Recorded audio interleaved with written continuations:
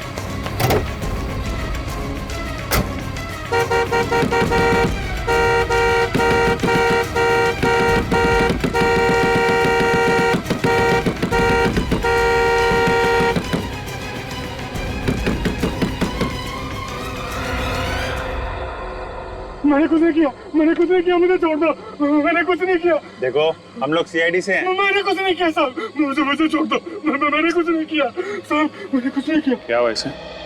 साहब 2 घंटे से हारना बजा रहे हैं। लाश कहाँ है? उस तरफ है साहब। देखो जी। निखिल, ये काफी डरा हुआ है, होश में लाओ इसे। ठीक हो जाएगा तो बातचीत करेंगे। कहाँ पे? सर उधर।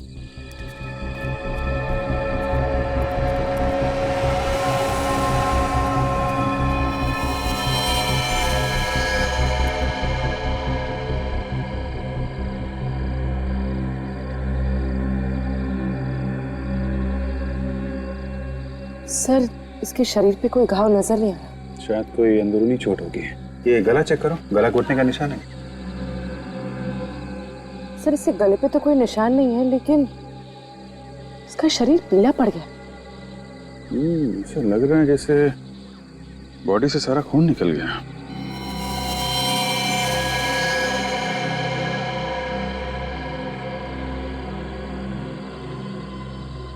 सर ये देखिए, इसके हाथ पे कुछ अजीब से निशान है। ये छोटे छोटे घाव हैं और इनमें से खून भी निकल रहा है। ना चेक करो, और कुछ मिलता है? सर, आसपास पूरा एरिया देखो ठीक से। क्या हुआ, क्या था? तुमने क्या देखा? जी मैंने हॉर्न की आवाज़ सुनी और यहाँ आके देखा तो यहाँ ये लड़की मरी पड़ी थी।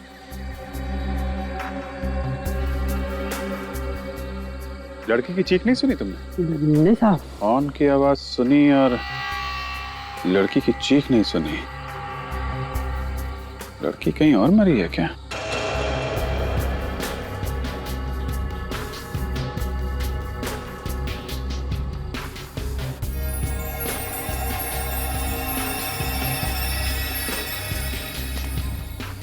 सर, यहाँ आसपास हाथापाई की तो कोई भी निशान नहीं, लेकिन हाँ ये सोने की चेन मिली है। किसकी हो सकती है? लड़की की या खूनी की? सर, सर ये टैक्सी ड्राइवर होश में आ गए, सब कुछ बताने को तैयार है। बताओ, क्या देखा था तुमने? एक आदमी उस लड़की के ऊपर झुका हुआ था, इसका खून पी रहा था। आदमी खून पी रहा था? हाँ, उसके मुंह पे मैंने खून देखा सर। उस आदमी को दोबारा देखोगे तो पहचान लोगे? नहीं सर, मैंने उसका चेहरा नहीं देखा। अरे कमाल कर रहे हो, मुंह पे खून देखा और तुमने चेहरा नहीं देखा? सर उसका बाकी चेहरा अंधेरे में छिपा हुआ था और खून पीते देखकर मेरी हालत खराब हो गई थी सर। मुझे कुछ भी समझ में नहीं आ रहा था। सर, सर खूनी ने सारा खून पी लिया है, इसलिए लाश पीली पड़ गई। अच्छा, इस लड़की ने एयर होस्टेस की यूनिफॉर्म पहनी हुई है। ये पता लगाओ किस एयरलाइंस में काम करती थी ये।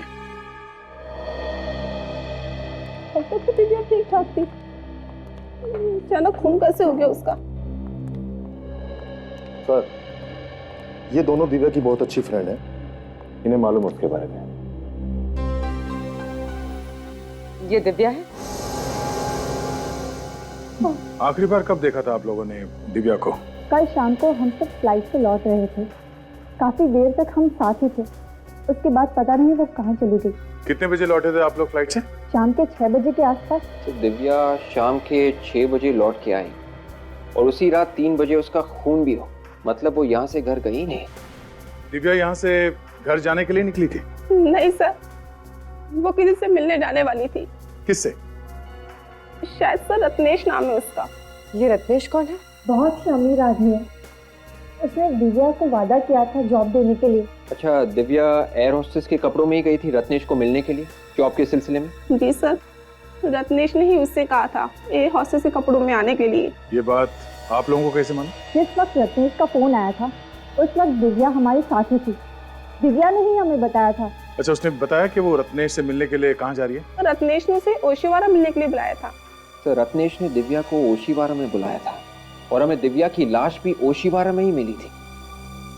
सर, रत्नेश के हाथ इस खून में रंगे हैं। ओशिवारा में ढूंढना पड़ेगा ये रत्नेश कहाँ है, खून के धब्बे सूखने से पहले। पूरे 25 रत्नेश है इस एरिया में, मगर कोई भी ऐसा नहीं है जिसने फोन करके दिव्या को अपने घर पे बुलाया था। अब बचा ये आखिरी वाला रत्नेश। हो सकता है ये आखिरी वाला रत्नेश ही हमारा रत्नेश हो जिसने दिव्या को बुलाया। हो सकता है। काफी सन्नाटा है। सर, जब जब सन्नाटा होता है कोई ना कोई बुरी खबर सुनने को ही मिलती है। चुप रहो फ्रेडी।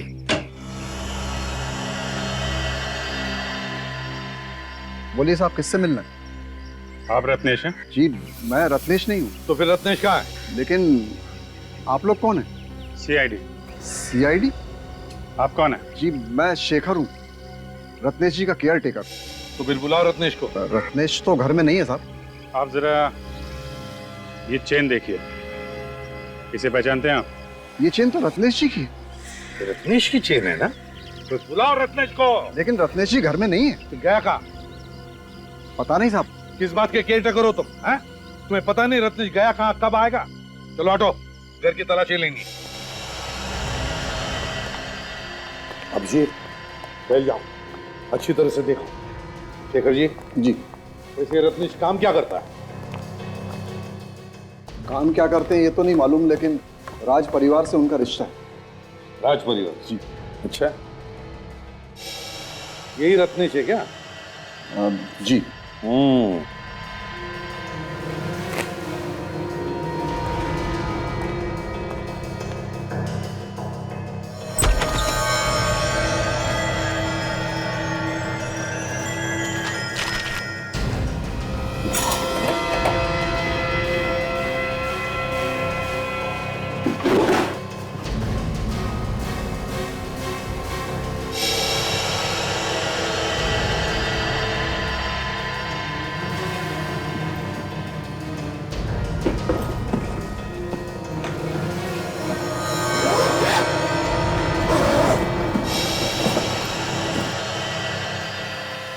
किसका बैग है ये? अरे साहब, ये क्या कर रहे हैं आप?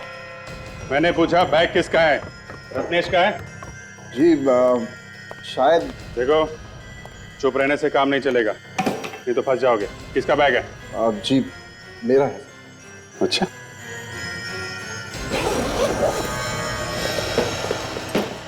भागने की तैयारी में थे साहब। भागने की तैयारी में थे? हैं? रत्नेश घर पर नहीं है तो फरार होने की सोच रहे थे? बताओ कहाँ जाने वाले थे? जल्दी बताओ। अगर चुप रहोगे तो इसका एक ही मतलब है कि तुम रत्नेश के साथ गुनाह में शामिल हो। बताओ। लेकिन साहब मैंने कोई गुनाह किया ही नहीं। अच्छा,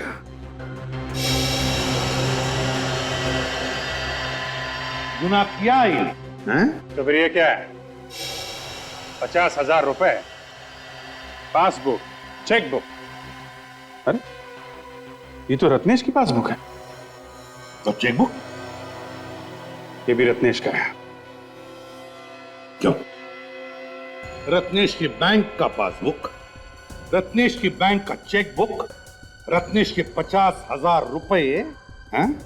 रत्नेश का सारा माल लेकर कहां भागने की तैयारी में थे?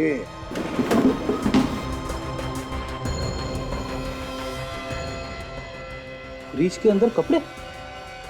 सर इसमें तो खून लगा हुआ है। हाँ सर, बेडशीट और शर्ट मिली है, दोनों फ्रीज में छुपा के रखे हुए थे और इन पे खून लगा हुआ है। किसके कपड़े ये? किसके कपड़े? जी मुझे नहीं मालूम। केयर टेकर साहब कैसे आदमी है, कुछ समझ में नहीं आ रहा है। मालिक का पैसा लेके भाग रहे थे, घर में खून से सने कपड़े हैं और इनको कुछ पता नहीं है। किसकी शर्ट है? रत्नेश की शर्ट है। किसकी शर्ट है ये? किसके कपड़े हैं? दिव्या का खून हुआ यहां पर। अच्छा, बहुत बड़ा शौक लगा है। तुम्हारा मुंह तो हम ब्यूरो में खोलेंगे। जब ये लाश आप लोगों को मिली, इस लड़की का मुंह ऊपर की तरफ था या नीचे की तरफ था? सारा रिपोर्ट देना पड़ेगा। अब पूछेगा एसीपी कहां पे खड़ा था। मैं कुछ पूछ रहा हूं आप लोगों से, इस लड़की का मुंह ऊपर की तरफ था या नीचे की तरफ था? सचिन बताओ। सर लड़की का मुंह तो ऊपर की तरफ, मगर आप ये इस लड़की की लाश को अच्छी तरह से देखो, समझो और फिर बोलो। वैसे सालुंके साहब, लाश के बादशाह तो आप हैं। अब लाश के बारे में तो आप ही समझते हैं अच्छी तरह से। बस हो गया, हाँ? बादशाह कह दिया और अपने हाथ झाड़ लिए। एनीवे, ये तो आप जानते हैं कि शरीर में जब आदमी की मौत होती है सबसे ज्यादा खून नीचे की तरफ आ जाता है, पृथ्वी की ग्रेविटी की वजह से। शरीर का जो हिस्सा जमीन को छूता है, सारा का सारा खून वहां आकर के जमा हो जाता है। लेकिन इस केस में ऐसा नहीं है। क्या मतलब? मैं बताता हूं। ये देखो बॉस, अगर ये हिस्सा जमीन को छू रहा था तो फिर ये हिस्सा काला क्यों नहीं हुआ? क्यों काला नहीं पड़ा सर? खून की वजह से। ये हिस्सा इसलिए काला नहीं हुआ कि इसके शरीर में खून था ही नहीं, एक कतरा खून भी नहीं था। क्या बोल रहा है सर? उनके शरीर में खून था ही नहीं? ना, बिल्कुल नहीं। टैक्सी वाला शंभू भी बता रहा था कि उसने रत्नेश को खून चूसते हुए देखा है। हाँ? और एक बात। क्या? बॉस, इस लड़की की बॉडी पर मुझे सुइयों के निशान मिले। ये देखो, ऐसा लगता है बॉस इस लड़की का खून निकाला गया है। मरने के बाद खून कैसे निकल सकता है? जब इसका खून निकाला गया, ये लड़की जिंदा थी। क्या? हाँ, मतलब रत्नेश ने सारा का सारा खून चूस लिया? सर रिपोर्ट से ये पता चला है कि कपड़ों पे जो खून लगा हुआ था वो इस लड़की का नहीं है। तो फिर वो खून है किसका? वो खून इस लड़की का नहीं है तो इसका मतलब है किसी और का भी खून किया है इस रत्नेश ने। सचिन, जरा इसके मुंह का ताला खोलो।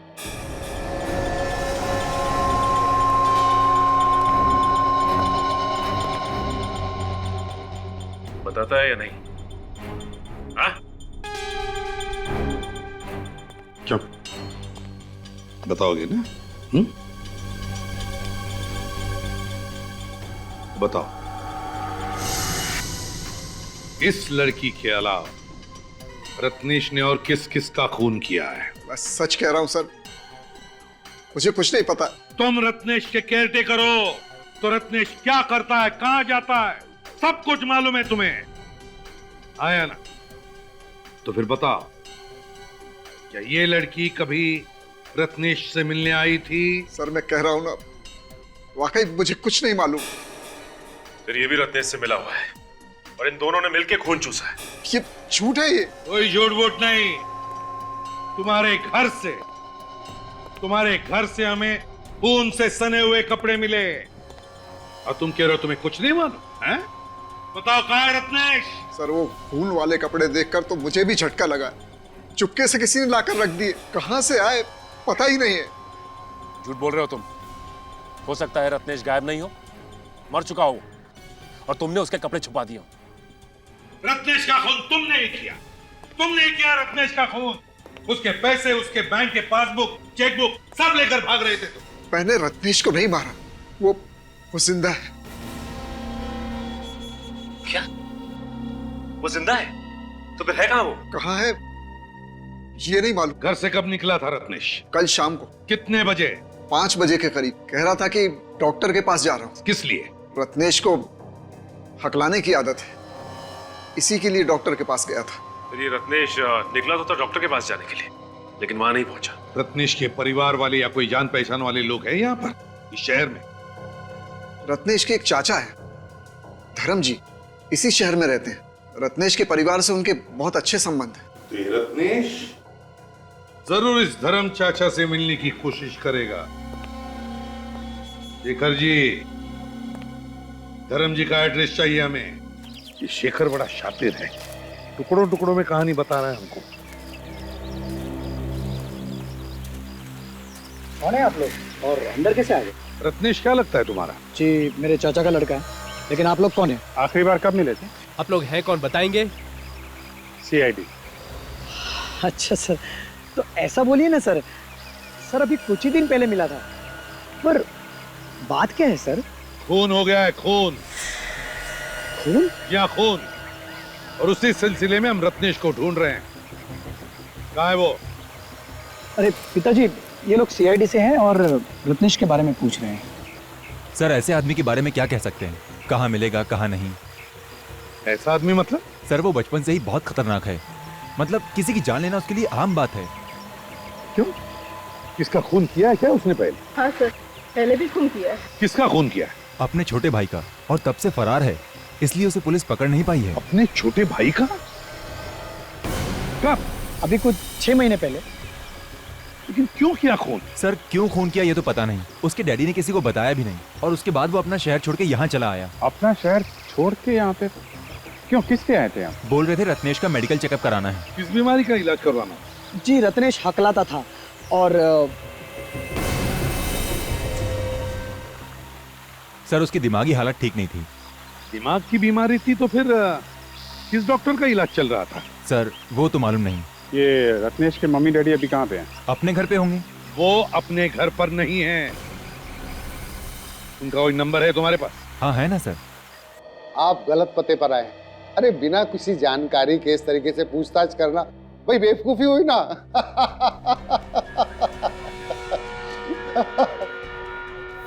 अब की बार हंसने से पहले 10 बार सोच लेना, समझा? लेकिन सर मैं किसी रत्नेश को नहीं जानता। ये नंबर तुम्हारा है जो सर्कल किया गया?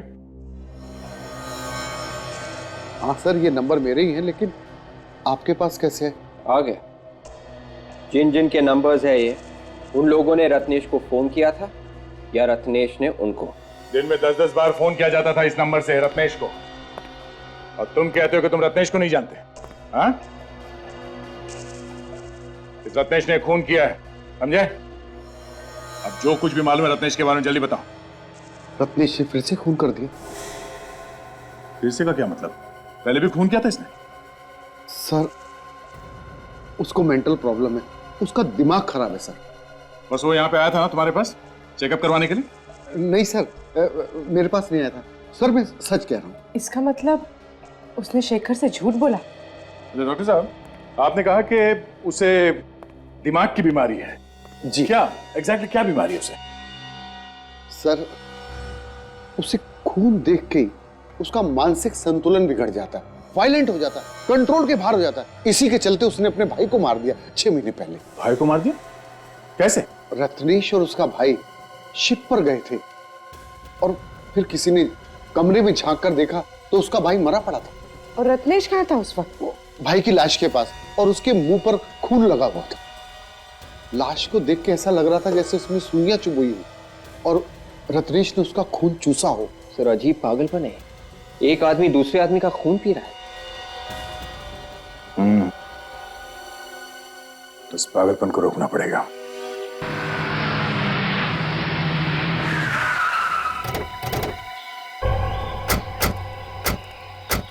सर रत्नेश के मम्मी डैडी की फोन की लोकेशन यही जगह बता रही थी और इसके बाद फोन बंद हो गया। मतलब इन्हें आसपास ही होना चाहिए। अब अगर इतने सुनसान इलाके में वो लोग कर क्या रहे होंगे यहाँ पे?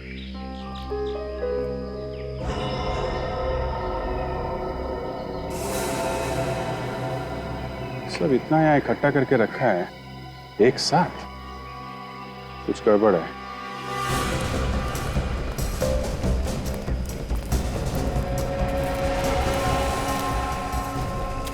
तो कार छुपा के रखी हुई है। काम करो, सब झाड़ियां वगैरह हटा लो।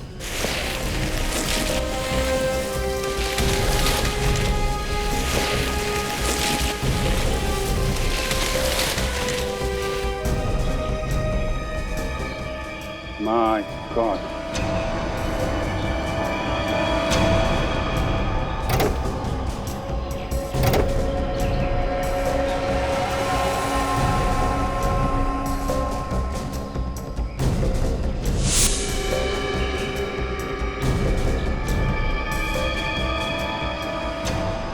ऐसा लगता है ये दोनों रत्नेश के माता पिता हैं। कपड़ों और ज्वेलरी से तो ऐसा ही लग रहा है। हो सकता है, ऐसा लगता है 2-3 दिन पहले मौत हुई है इनकी। एक काम करो, कार में जितने भी फिंगरप्रिंट से सब उठा लो और कार के नंबर से पता लगाओ किसकी कार है ये।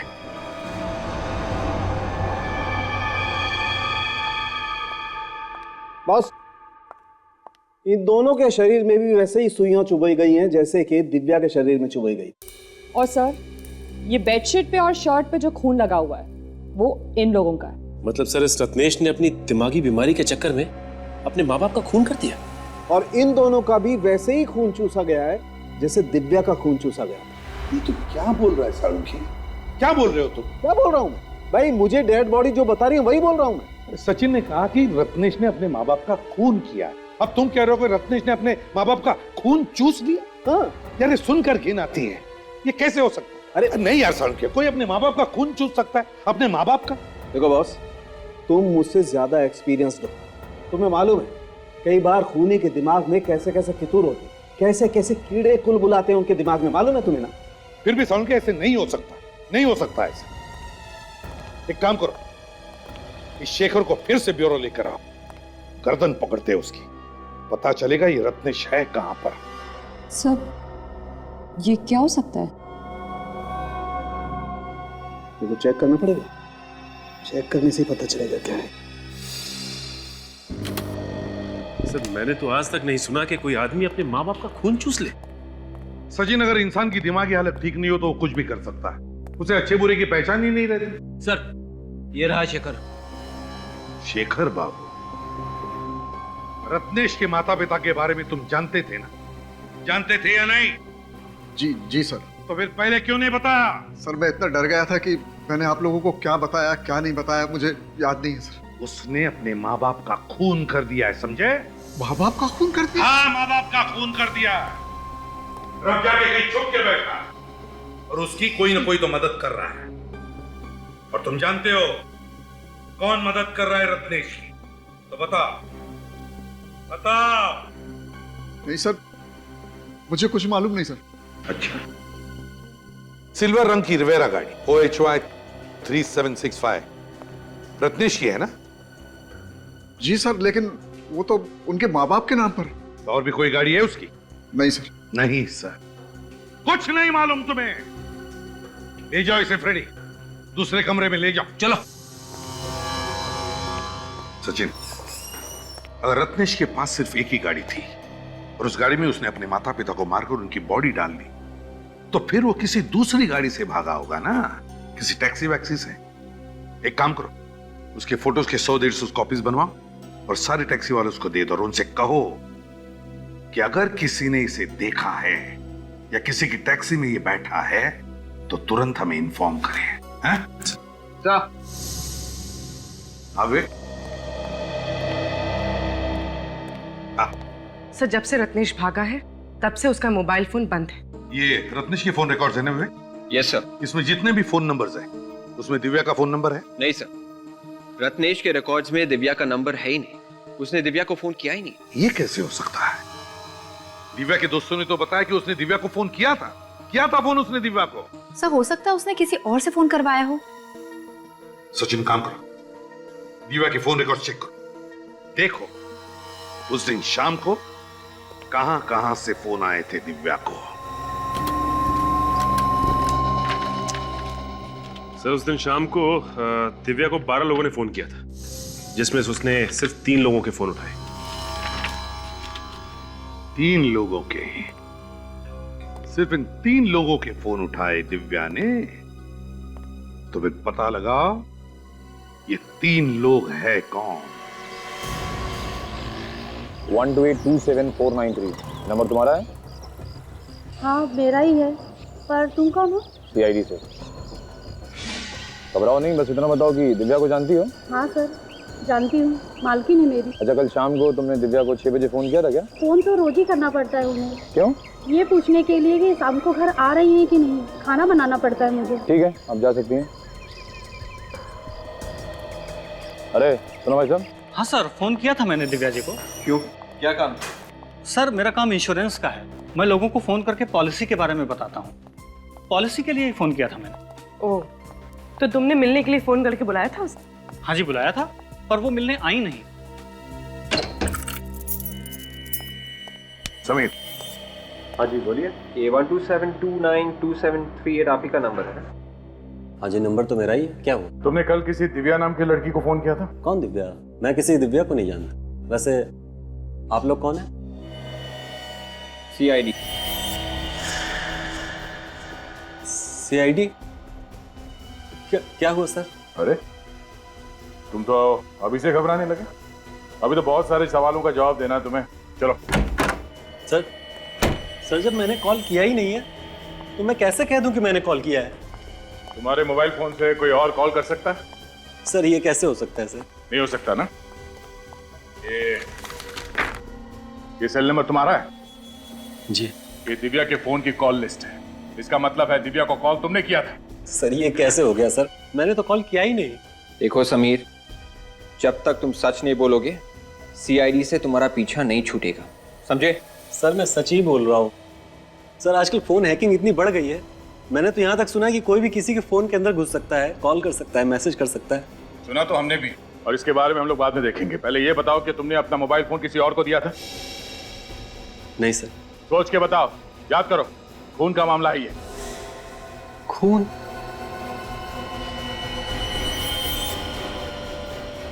हाँ सर याद आया, कल मैं ओशिवारा में ही था। ओशिवारा में? शाम को 6 बजे के आसपास? हाँ सर, और सर वहाँ एक आदमी भी था। सर उसकी मोबाइल की बैटरी चली गई थी और उसने मेरा मोबाइल मंगा था सर कॉल करने के लिए। अभी सोचिए ये कहानी ना। सर मैं सच बोल रहा हूँ सर। कौन था वो आदमी? उस आदमी को नहीं जानते? नहीं। और बिना जान पहचान के तुमने अपना मोबाइल फोन उसे दे दिया? हा? सर मुझे लगा कि उस बेचारे को कोई जरूरी कॉल करना होगा। क्या वो आदमी यही था? कुछ कह नहीं सकता सर, शाम का वक्त था और अंधेरा हो चुका था, मैं ठीक से देख नहीं पाया। कुछ तो याद होगा उसके बारे में।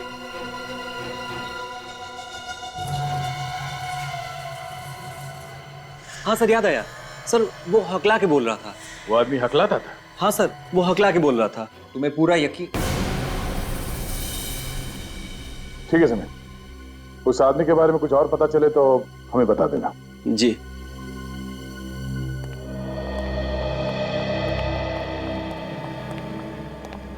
सर हमें उसे ऐसे ही इस समीर के ऊपर नजर रखना, तुम्हारे सारे सवालों के जवाब मिल जाएंगे। हाँ, और जैसे वो टैक्सी वाला बता दे कि वो रत्नेश को उसने कहां पर छोड़ा है, मुझे तुरंत इन्फॉर्म कर देना। ओके? वो टैक्सी वाला मिल गया जिसकी टैक्सी में रत्नेश बैठा था। मैं एक बात बोलूं? ना बोलूंगा तो तू चुप रहेगा? नहीं नहीं, चुप तो नहीं रहूंगा, लेकिन ये बात कान में बोलने वाली है। कान में? क्यों? आओ ना यार, एक मिनट। क्या है बताओ। बॉस, असली खूनी का पता चल गया है। क्या? ये कौन सी बड़ी बात है जो मेरे कानों में बता रहा है? अरे सबको मालूम है रत्नेश ही खूनी है, समझे? अरे यार, यही तो प्रॉब्लम है तुम्हारी यार, तुम बात को अच्छी तरह समझते ही नहीं हो। रत्नेश ने खून नहीं किया है। क्या? सर वो कैसे? बॉस, इन दोनों का खून किसी आदमी या औरत ने नहीं चूसा है। किसने चूसा है सर? बॉस, खूनी वहां पर। सही है, देखो यही आदमी बैठा था तुम्हारी टैक्सी में? हाँ साहब, यही आदमी बैठा था मेरी टैक्सी में। यही था ना? हाँ सब पक्का याद है। इतने भारी भारी बैग ले रखे थे, डिग्गी में रखते वक्त मेरी कमर दुखने लगी थी। ऐसा क्या भारी सामान हो सकता है? तुमने पूछा नहीं उससे? पूछा था साहब, कहने लगा अपने काम से काम रख, तुझे क्या लेना देना है, इसमें क्या है क्या नहीं। साहब ऐसे लग रहा था जैसे शहर छोड़ के जा रहा हो। कहाँ छोड़ा तुमने उसे? पाम क्रेन रोड पर साहब। पाम क्रेन रोड पे? वहां पे क्यों छोड़ा था?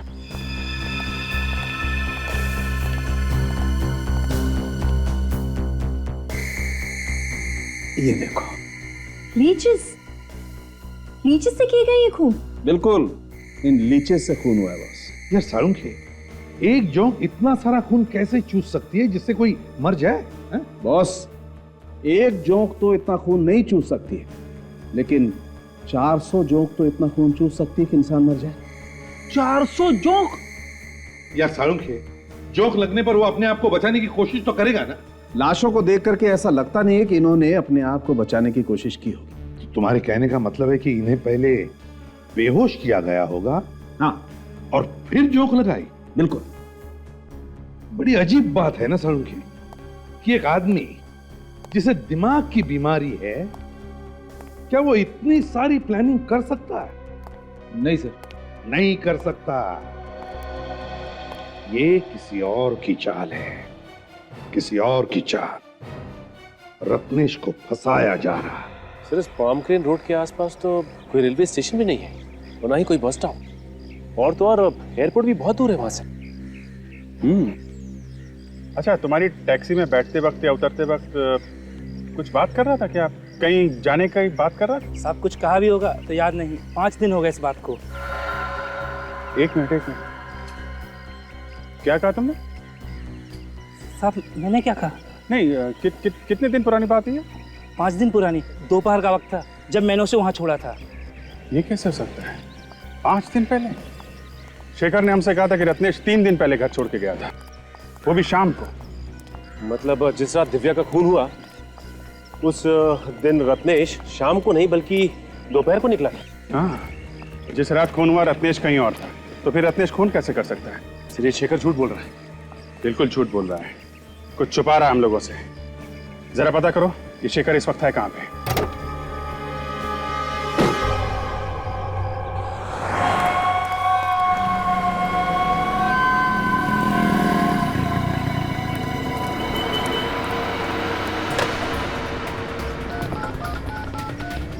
हेलो,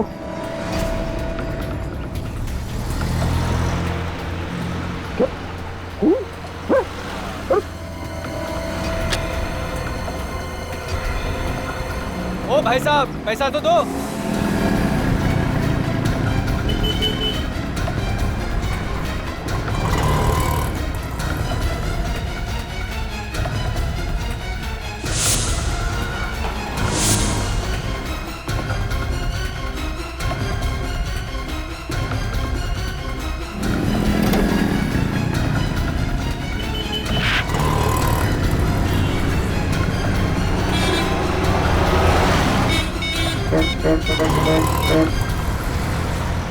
हाँ सर, हाँ सर। सर शेखर भी बाहर निकल के टैक्सी लेके कहीं निकला है सर। सर कहाँ निकला ये तो पता नहीं चल पाया सर। सर पर घबराया बहुत हुआ है सर वो। हाँ सर, हाँ सर। सर मैं टैक्सी ले रहा हूँ सर। टैक्सी।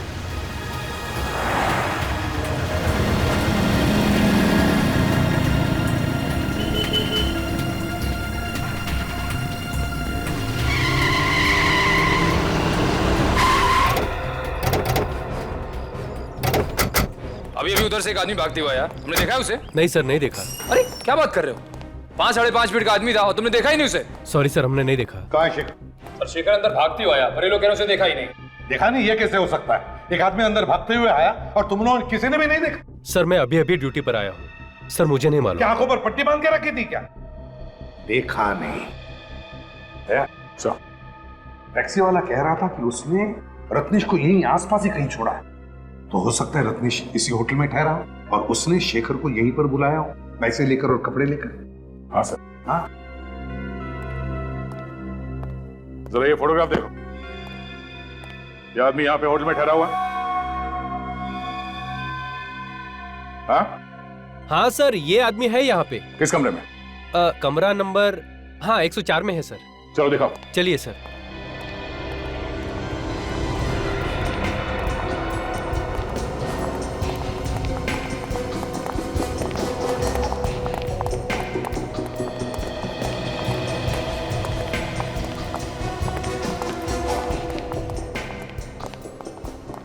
एक 104। हाँ सर, इसी कमरे में है सर। तुम यहीं पे रुको। Okay sir. ताने अंदर कोई है कि नहीं सर? अगर बाहर जाता तो कोई तो देखता उसे। निखिल तुम यहीं पर रुको, हैं? देखो कहीं वो बाहर नहीं। तोड़ दो दरवाजा। लौटिए प्लीज। अरे शेखर, शेखर क्या हुआ? क्या हुआ? माय गॉड, संभालो इसे। देखो रत्नेश कहां पर चुप के बैठा है क्या? हाँ चल।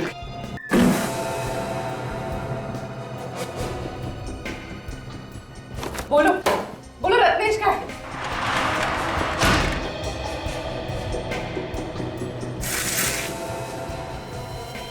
Oh my God. सर आना। सर यहाँ आइए। शेखर, शेखर तुम्हें मारा किसने? किसने मारा तुम्हें? आधा क्या हुआ? सर यहाँ रत्नेश तो नहीं है। ये देखिए।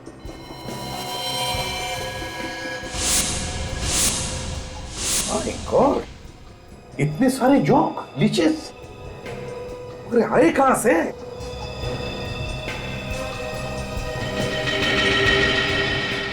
Ice box.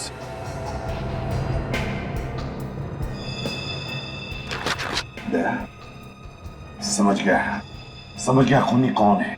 कौन है सर? चेहरा देखा था उसका? नहीं नहीं, उसने मास्क पहना हुआ था, उसकी जान खतरे में है। निखिल, शेखर सच बोल रहा है, खूनी कोई और ही है। इसे हॉस्पिटल ले जाओ जल्दी। अगर खूनी रत्नेश को मारने के लिए यहाँ से ले गया तो रत्नेश ने हल्ला क्यों नहीं मचाया? वो चुपचाप चला क्यों गया? यार रत्नेश कहीं नहीं गया है, वो छुप कर बैठा है इसी होटल में। ढूंढते हैं उसे। यहाँ पे ऐसे कोई जगह है यहाँ पर कोई जाता नहीं? हाँ सर, वहाँ पे एक बेसमेंट है, वहाँ पर कोई आता जाता नहीं है सर। चलो जल्दी आइए सर।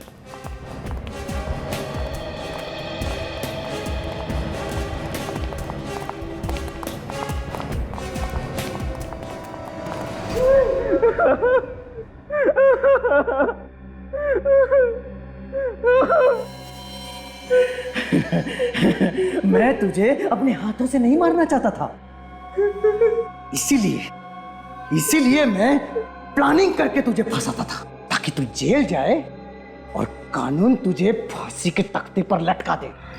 कोई नहीं है ना रूम में? सर अभी तो कमरा खाली पड़ा हुआ है। खूनी ने रत्नेश को उसी कमरे में छुपा के रखा होगा। अफसोस के तेरी मौत मेरे ही हाथों लिखी है। मुझे छोड़, मैं किसी से नहीं कहूंगा। मैं दूर चला जाऊंगा, हमेशा के लिए मुंह नहीं दिखाऊंगा। तेरा मुंह तो मैं बंद करूंगा हमेशा हमेशा के लिए। लोग तो तुझे ही खूनी समझते हैं ना। तेरी मौत के बाद अब ये शक यकीन में बदल जाएगा। उन्हें तो यही लगेगा कि इतनी सारी मौत का भार तू झेल नहीं पाया, इसलिए आत्महत्या कर ली।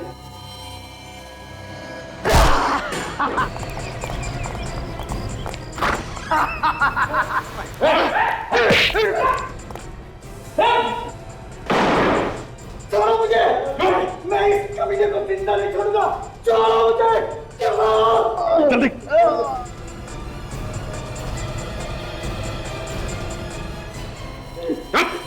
क्या जानना चाहते हो ना कौन है ये किलर? मास्क उतारो और देखो।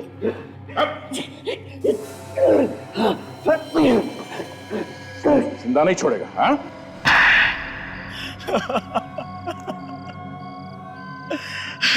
क्यों मारा तुमने इतने लोगों को? क्या बिगाड़ा था उन्होंने तुम्हारा? सर, किसी ने मेरा कुछ नहीं बिगाड़ा था, बस रत्नेश को फंसाने के लिए मैंने ये सारे खून किए। रत्नेश को क्यों फंसाना चाहते थे तुम? क्योंकि सर, रत्नेश मेरा सौतेला भाई है। मेरी माँ के मर जाने के बाद मेरे पापा ने दूसरी शादी कर ली। फिर रत्नेश और मेरे बीच में बचपन से ही झगड़े होते थे, मारामारी भी होती थी सर। इसके चलते पापा ने मुझे अपने आप से अलग कर दिया और मेरे चाचा के पास मुझे भेज दिया। चाचा को कोई औलाद नहीं थी, इसलिए चाचा ने मुझे गोद ले लिया। इसी की वजह से मुझे अपने पापा का प्यार कभी नहीं मिला।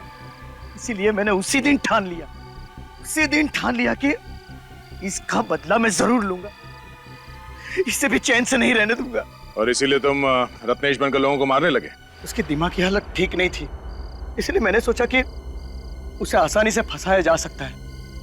इसीलिए मैंने रत्नेश के भाई का पहले खून किया और इल्जाम रत्नेश पर लगा दिया। बेचारे मम्मी डैडी, उनको लगा कि ये खून रत्नेश ने किया है क्योंकि उसकी दिमागी हालत ठीक नहीं है, और फिर तुमने मम्मी डैडी का भी खून कर दिया, ये सोचकर कि लोगों को लगेगा कि उनका खून भी रत्नेश ने किया है, और फिर रत्नेश अकेला पड़ जाए और तुम उसे मार दो। सर, इसे मारना होता तो मैं कब का मार देता, लेकिन हर बार शेखर ने इसे बचा लिया। और वो लड़की दिव्या, उसे क्यों मारा तुमने? दिव्या को मैंने इसलिए मारा ताकि लोगों का शक पक्का हो जाए कि सारे खून रत्नेश ने ही किए। वाह, प्लानिंग तो तुमने बहुत अच्छी की थी। तुम्हारा एक एक पत्ता सही जगह पे जाकर बैठ रहा था, लेकिन तुम्हारा वो आइस बॉक्स जिसमें तुमने जोंक लाई थी, वो लीचेस, उसने फंसा दिया। रत्नेश को फांसी पर लटका के मारने की कोशिश कर रहे थे ना तुम? लेकिन अब तुम लटकोगे फांसी पर, तुम।